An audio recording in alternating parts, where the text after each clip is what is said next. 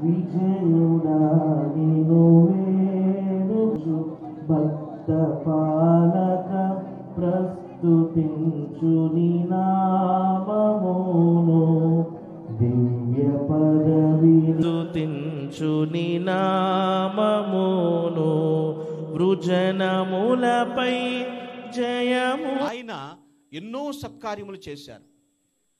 Doctor YSR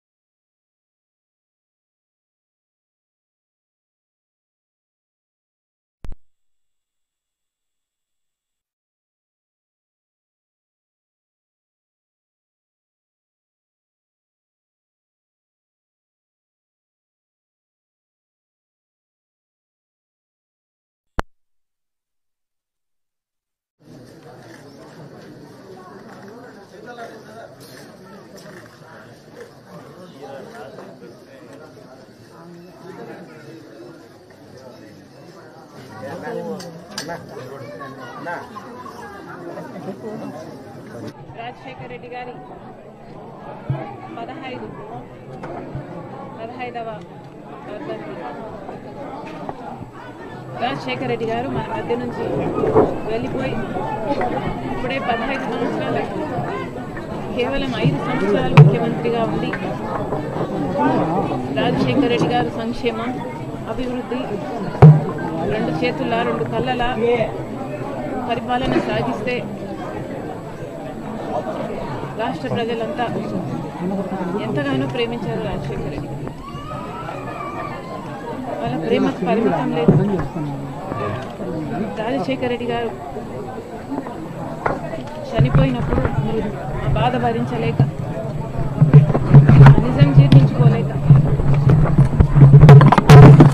ఆయన వెనుకలే దాదాపు 700 మంది చనిపోవడం. గొప్ప నాయకుడు రాజశేఖర రెడ్డి గారు, వేరే చెప్పాల్సిన అవసరం లేదు. రాజశేఖర రెడ్డి గారికే కాదు, ఈరోజు ఆ కుటుంబాలందరికీ, ఎంతమంది అయితే రాజశేఖర రెడ్డి గారు వెనకాల చనిపోయారు వాళ్ళందరికీ కూడా ఈరోజు రాజశేఖర రెడ్డి బిడ్డ కాంగ్రెస్ పార్టీ నివాళులు అర్పిస్తుంది. కానీ ఈరోజు ఒకసారి వెనక్కి ఆలోచన చేస్తే అసలు రాజశేఖర రెడ్డి గారి ఆశయాలు ఏమిటి, తన ప్రజల కోసం ఎంత తప్పించారు రాజశేఖర రెడ్డి గారు. ఒక జలయజ్ఞమైనా, ఒక ఆరోగ్యశ్రీ అయినా, ఒక ఫీజు రీయింబర్స్మెంట్ అయినా, ఇందిరమ్మ ఇళ్ల పథకమైనా, ఇలాంటివి ఎన్ని, రుణమాఫీ అయినా, ఇలాంటివి ఎన్ని చేశాడు రాజశేఖర రెడ్డి గారు. మళ్ళీ అలాంటి పాలకులు ఎందుకు లేరు? మళ్ళీ అలాంటి పాలన ఎందుకు లేదు? మన రాష్ట్రం ఏర్పడి 10 సంవత్సరాలే. 10 సంవత్సరాలు సామాన్యమైన కాలం కాదు, కన్సిడరబుల్ టైం. ఎంతో జరిగింది. ఎందుకంటే రాజశేఖర రెడ్డి గారు 5 సంవత్సరాలలోనే ఎంతో జరిగింది, ఎంతో అభివృద్ధి, ఎంతో సంక్షేమం చేశారు.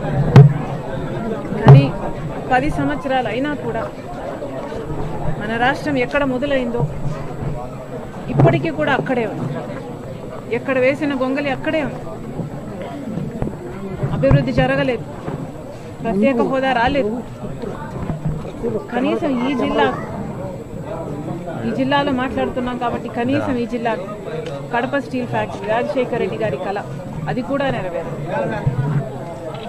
రాజశేఖర రెడ్డి గారి వదిలి వెళ్ళిపోయిన జలయజ్ఞంలో మిగిలిపోయిన ప్రాజెక్టులు, అటు చంద్రబాబు గారు కానీ జగన్మోహన్ రెడ్డి గారు కానీ ఇద్దరు విస్మరించారు. ఆరోగ్యశ్రీ అయితే, ఫీజు రీయింబర్స్మెంట్ అయితేనే ఎవరికీ ధ్యాస లేదు, అందరూ నీరు గారుస్తున్నారు. కడప స్టీల్ ఫ్యాక్టరీ, కడప నుంచి ముఖ్యమంత్రి అయ్యి ఉండి కూడా జగన్మోహన్ రెడ్డి గారు కడప స్టీల్ ఫ్యాక్టరీని 5 సంవత్సరాలలో సాకారం చేయలేకపోయారు. ఏ బీజేపీ పార్టీని అయితే రాజశేఖర రెడ్డి గారు వ్యతిరేకించారు, అదే బీజేపీ పార్టీ గులాంగిరి చేస్తారు. మరి ఇదే నా రాజశేఖర రెడ్డి గారి ఆశయాలను నిలబెట్టడం. ఒకసారి అధికారం ఇచ్చిన ప్రజలు ఏమి కోరుకుంటున్నారు, రాజశేఖర రెడ్డి గారి ఆశయాలు ఏమిటి, మహానాయకుల ఆశయాలు ఏమిటి అని పాలకులు ఆలోచించాలి, మేలు చేయడానికి ప్రయత్నించాలి. మా వరకైతే కాంగ్రెస్ పార్టీ తరఫున మాటిస్తున్నాం, రాజశేఖర రెడ్డి గారి ఆశయాలకు కాంగ్రెస్ పార్టీ కట్టుబడి ఉంది. రాజశేఖర రెడ్డి గారి ప్రతి కళను నెరవేర్చే దిశగానే రాజశేఖర రెడ్డి గారి బిడ్డ అయినా కాంగ్రెస్ పార్టీ అయినా పనిచేస్తుందని రాజశేఖర రెడ్డి గారి అభిమానులందరికీ మరొకసారి మాటిస్తున్నాం.